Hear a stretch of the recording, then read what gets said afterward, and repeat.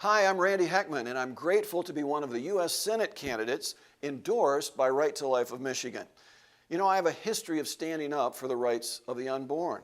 In fact, I'm the author of Justice for the Unborn, which is a book that I wrote during my tenure as a juvenile court judge. I traveled the nation after writing this, speaking about pro-life and pro-child issues. In that book, I chronicle a case that came before me dealing with abortion.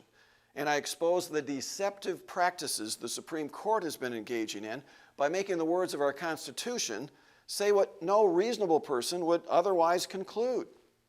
For example, to find, as they did in 1973, that our 14th Amendment's Due Process Clause requires a policy of abortion on demand is totally preposterous.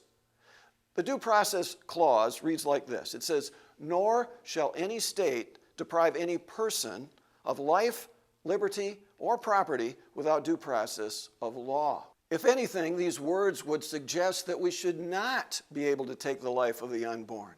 So the real question before us is this: are we going to return to being a nation governed by the rule of law, or are we going to be ruled by men with their making up the rules on their own? Not just talking about the judiciary, but also the executive and legislative branches as well.